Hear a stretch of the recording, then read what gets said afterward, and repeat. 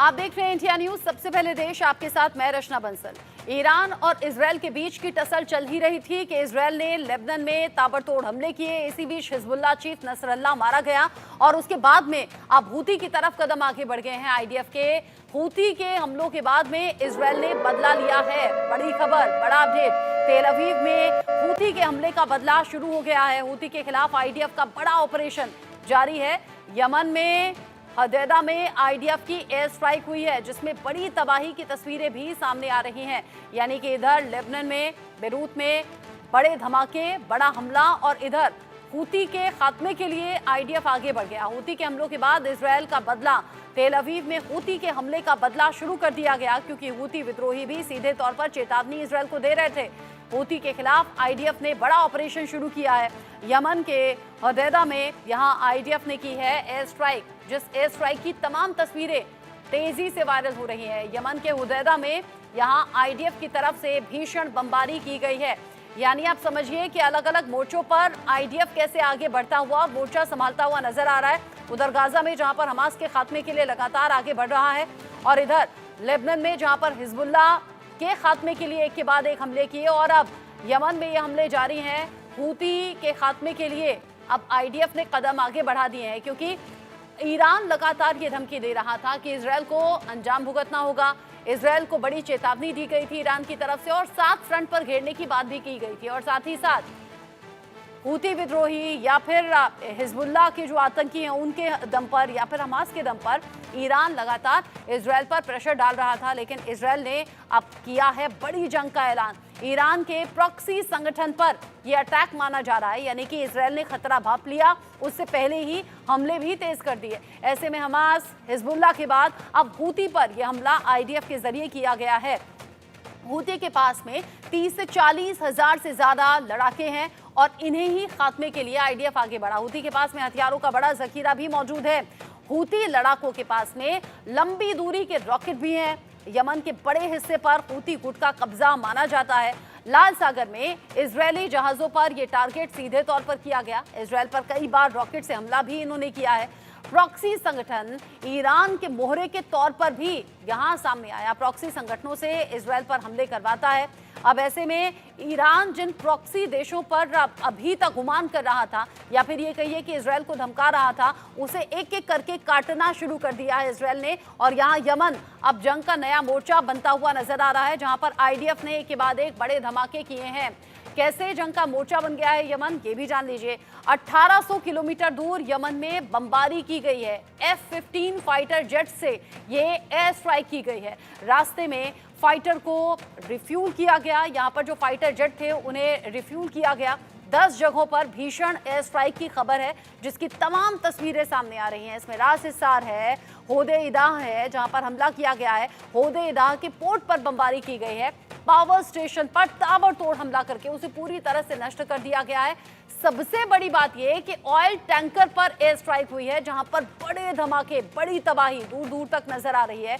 हमले में पोर्ट पूरी तरह से तबाह हो गया है, जिसकी तमाम तस्वीरें सामने आ रही हैं। हूती के हथियार डिपो में आग लग गई है। यानी हूती के वो जो 30 से 40 हजार लड़ाके हैं उन्हें तो खत्म करना ही है, लेकिन सबसे पहले उनके हथियारों को खत्म करना है। और जगह जगह जो धमाके हुए हैं उसमें ऐसी ही तबाही देखी जा रही है। निशाने पर हूती क्यों है, अब ये भी जान लीजिए, क्योंकि आप कहेंगे पहले हमास, फिर हिजबुल्लाह, और अब हूती क्यों। 7 अक्टूबर के बाद में इजरायल का गाजा पर हमला हुआ, और वो हमला अब तक भी जारी है। हूती ने गाजा युद्ध को इस्लाम के खिलाफ बताया था, और हूती जो विद्रोही हैं वो लगातार इसके खिलाफ आवाज उठा रहे थे, हमले भी कर रहे थे। 18 अक्टूबर जब हूती ने इजरायल पर हमला किया, ड्रोन और मिसाइलें लॉन्च की गई, इजरायल ने भी नुकसान देखा। लाल सागर में यूएस युद्धपोत को नुकसान पहुंचाया गया था इन्हीं हूती विद्रोहियों के जरिए। फिर 27 अक्टूबर जब एक और ड्रोन से यह हमला किया गया। आईडीएफ ने हूती के हमले के बाद ये बात मानी भी। आईडीएफ ने हूती के हमले की बात मान ली है, और उसके बाद अब हूती के खात्मे के लिए भी आईडीएफ आगे बढ़ती हुई नजर आ रही है। यहाँ जो हालात अभी बने हुए हैं, ये जो लगातार तनाव की स्थिति है या फिर आईडीएफ जो अलग अलग जगहों पर मोर्चा देता हुआ नजर आ रहा है, इसका अंजाम क्या होगा? ईरान अब क्या करेगा? क्या होगा हिजबुल्लाह चीफ के मारे जाने के बाद? उधर हमास के खात्मे के लिए पहले से ही गाजा में बड़ी तबाही चल रही है। मेजर जनरल रिटायर्ड अनुज माथुर सर मेरे साथ में जुड़ गए हैं डिफेंस एक्सपर्ट के तौर पर। कमांडर डॉक्टर भूषण दीवान सर मेरे साथ में जुड़े हुए हैं, पूर्व भारतीय नौसेना अधिकारी हैं। आप दोनों का बहुत बहुत स्वागत इंडिया न्यूज पर। सबसे पहले मेजर जनरल माथुर, मेरा सवाल आपसे, जो हालात अभी बने हुए हैं, ईरान इजराइल के बीच की जंग, लेकिन प्रॉक्सी अब इसका एक तरीके से खामियाजा भुगत रहे हैं। पहले लेबनान बेरूत में जो धमाके हुए, हिजबुल्लाह चीफ का मारा जाना, अब तो सबूत भी चूंकि सामने आ गया है शव के तौर पर, और उधर हूती के खात्मे के लिए कदम पहले ही बढ़ा लिए, यानी कि इजराइल जान गया था कि उधर नसरल्लाह का मारा जाना और इधर हूती विद्रोही शायद अटैक कर दें, इसलिए पहले ही पर्क उतर दो।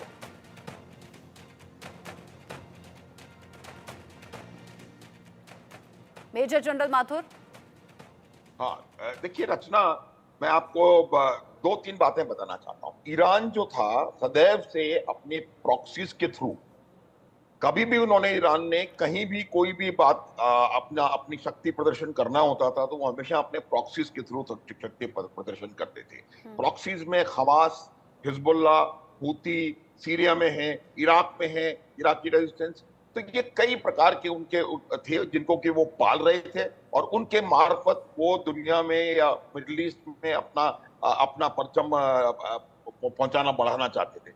लेकिन जब 7 अक्टूबर को इजराइल के ऊपर हमला हुआ, उसके बाद से इजराइल एक बहुत सोची समझी रणनीति के तहत पूरा काम कर रहा है। चाहे वो हमास के ऊपर पहले हमले हो, हमास की कॉम्बैट पोटेंशियल को इतना रिड्यूस कर दिया जाए कि वो कुछ और ना कर सके, फिर उसके बाद ईरान में जाकर के वहां पर सीरिया में ईरान के कमांडरों का असैसिनेशन, और ईरान में जाकर के इस्माइल हानिये का असैसिनेशन, उसके बाद हिजबुल्लाह के ऊपर जब उन्होंने रीजनेबली डिग्रेड कर दिया हमास को, फिर उन्होंने हिजबुल्लाह पर कॉन्सेंट्रेट किया। हिजबुल्लाह की पहले मिडिल लेवल लीडरशिप को उन्होंने पेजर्स के थ्रू, पहले तो उन्होंने बाध्य किया कि वो पेजर्स का इस्तेमाल करें और फिर उन पेजर्स में अपना बारूद लगा करके उनकी मिडिल लेवल लीडरशिप को समाप्त कर दिया। उसके बाद उन्होंने बहुत सोचे समझी रणनीति के तहत हिजबुल्लाह के टॉप कमांडरों को समाप्त कर दिया, और अब वो इस बात को एक्सप्लॉइट करेंगे और हिजबुल्लाह की लड़ने की शक्ति को इतना क्षीणित कर देंगे कि वो आगे आने वाले समय में काफी समय तक कुछ ना कर पाए। और अब उन्होंने कॉन्सेंट्रेट किया है हूती के ऊपर। अब आप देखेंगे कि हूती जो है, इसका सबसे बड़ा जो एडवांटेज इजराइल को है वो ये है कि हूती के ऊपर जो आक्रमण हो रहा है, उस आक्रमण को हर वो देश सपोर्ट करने वाला है जिसका ट्रेड हूती की वजह से रेड सी के थ्रू बाधित हुआ है।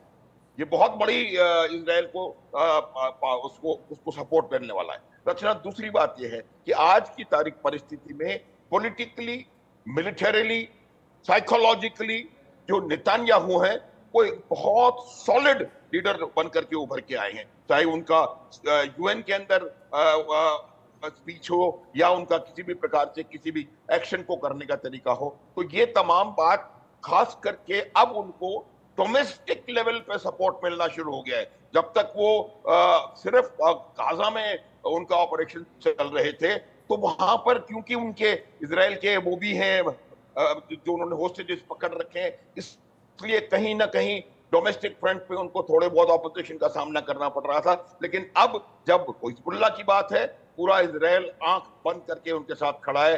जब हूती की बात है तो पूरा इजराइल का सपोर्ट उनको है।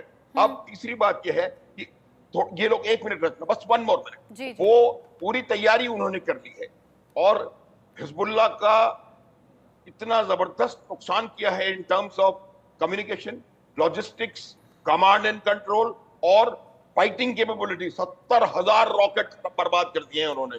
तो अब पूरी तरह से वो हालात उन्होंने तैयार कर लिए हैं एक अच्छे ग्राउंड ऑफेंसिव के लिए। और आने वाले समय में रचना आप देखेंगी कि हिजबुल्लाह के खिलाफ लेबनान में ग्राउंड ऑफेंसिव किया जाएगा और एक बफर जोन नॉर्दर्न इजराइल के सामने बनाया जाएगा ताकि जो 70,000 डिस्प्लेस्ड लोग हैं नॉर्दर्न इजराइल वाले, वो वापस आ सके। जिस तरीके से आपने डिफाइन करके बता दिया है अभी के हालातों को, देखना होगा कि आगे होता क्या है, क्या आईडीएफ का अगला कदम होगा और कैसे हमास, हिजबुल्लाह और साथ ही साथ हूती के खात्मे का जो दावा है वो कितना सच होगा। मैं आगे अपने दूसरे मेहमान का रुख करूं उससे पहले एक बड़ा अपडेट भी है। आईडीएफ चीफ ऑफ स्टाफ की हूती को वार्निंग यहाँ पर सामने आई है। ये सीधे तौर पर आईडीएफ ने कहा कि हमने यमन पर हमला किया है, हम जानते हैं कि आगे भी कैसे हमला करना है, ये आईडीएफ ने साफ कर दिया और ये कहा कि ये कोई संदेश नहीं है, ये एक्शन है और एक्शन जिस तरीके से लिया गया है उसका अंजाम भी हम देख रहे हैं। जगह जगह उसका जो नतीजा है वो नजर आ रहा है। बड़े बड़े धमाकों के तौर पर यहाँ आईडीएफ चीफ ऑफ स्टाफ की तरफ से ये सामने रखा गया है कि हमने यमन पर हमला किया है। अब ऐसे में यमन के हुदैदा में हमले से जुड़ा बड़ा अपडेट भी जान लीजिए। हुदैदा में आईडीएफ की 10 एयर स्ट्राइक की खबर है, यानी कि 10 एयर स्ट्राइक की गई है। हुदैदा पोर्ट और पावर स्टेशन पर यह हमला किया गया है। 1800 किलोमीटर दूर यमन में ये भीषण स्ट्राइक आईडीएफ ने की है और जाहिर सी बात है बेंजामिन नेतन्याहू के निर्देश पर ही ये सब कुछ हो रहा है, यानी कि खतरा अपने खिलाफ बढ़े उससे पहले उस खतरे को खत्म कर दिया जाए।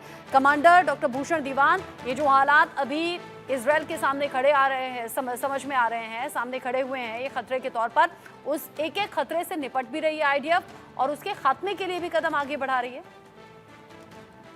बिल्कुल सही रचना, मैं ये समझता हूं ये मौका जो है दुनिया के सामने दो विचारधाराओं की लड़ाई, एक आतंकी विचारधारा, आसरी विचारधारा जो नियतों पे वॉर करता है, चाहे वो बांग्लादेश में हिंदुओं को हो चाहे कहीं भी हो, ये विचारधारा, आसरी विचारधारा खत्म होनी चाहिए और ये खत्म होने के लिए ये बहुत अच्छा मौका है। इजराइल ने, दुनिया देख रही है, इजराइल ने पूरी तरीके से इस चीज में वर्चस्व पाया है और देखिए मिलिट्रीली भी इजराइल बहुत स्ट्रांग है और पॉलिटिकल कंडीशंस भी इसी अच्छी हैं। ईरान की जो है, जो शय दे रहा है, उनकी खुद की इकोनॉमी बड़ी वीक है, सोसाइटी बड़ी वीक है और खुद वो ढूंढ रहे हैं, छुपते फिर रहे हैं, उनका जो टॉप लीडर है उसको छुपाते फिर रहे हैं। रूस भी बीच में आएगा नहीं, क्यों, वो बिजी अपने वहां पे यूक्रेन के साथ। चीन भी आएगा नहीं, उनकी इकोनॉमी डाउन है और इसके चलते अमेरिका के हाथ में और इजराइल के हाथ में जो मौका मिला है, इस नासूक को खत्म करने का ये मौका एंड तक, वॉर एंड तक होना चाहिए। और इसमें क्या है, मिलिट्री कैपेबिलिटी इजराइल ने दिखा दी है, जग जाहिर हो गई है, इस पे अभी संधि करना बड़ी गलत बात होगी। ईरान आगे बढ़ नहीं पाएगा।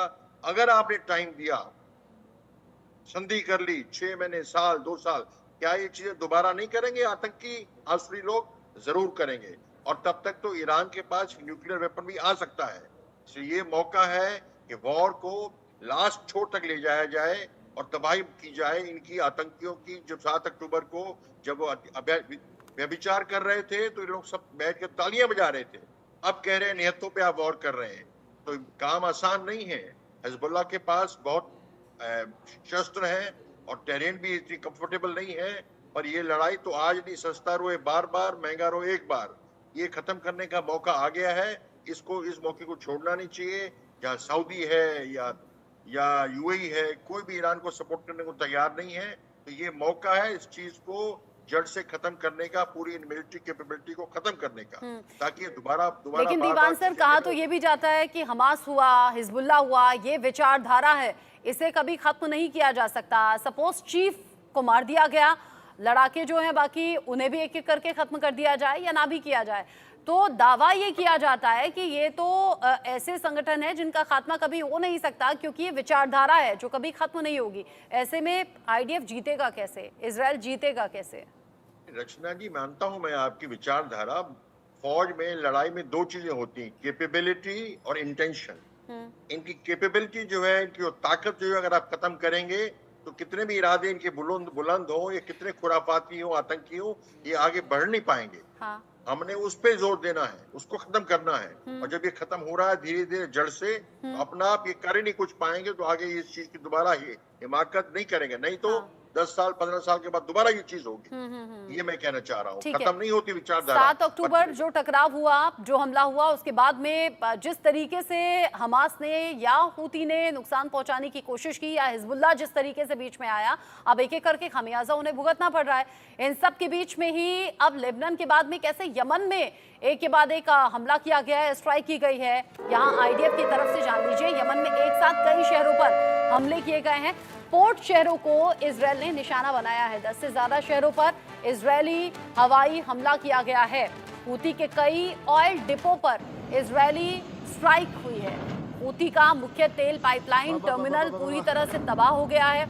तस्वीरें देखकर और अगर आप इस आवाज को सुनेंगे, ये खौफनाक आवाज, तो आप समझ जाएंगे कि कितनी बड़ी तबाही और बर्बादी यमन के अलग अलग शहरों में नजर आ रही है। 10 से ज्यादा ऐसे शहर हैं जहां पर इजरायल ने हवाई हमला किया है। हूती के कई ऑयल डिपो पर ये इजरायल की तरफ से बड़ा हमला है और मुख्य ठिकाने और साथ ही साथ इस तरीके से ऑयल डिपो को नष्ट कर देना, तबाह कर देना, ये जानते हुए कि यहाँ से सबसे बड़ा नुकसान होगा, या फिर ये कहिए कि बिना हथियारों की लड़ाई कैसे होगी, ये समझा जा सकता है। यमन से तबाही की विध्वंसक तस्वीरें सामने आई हैं। पोर्ट पर धमाके के बाद में भीषण आग लग गई। इजरायली हमले से हूती को हुआ है बड़ा नुकसान और यही नुकसान आईडीएफ करना चाहता था और आईडीएफ की तरफ से ये नुकसान पहुंचा दिया गया है।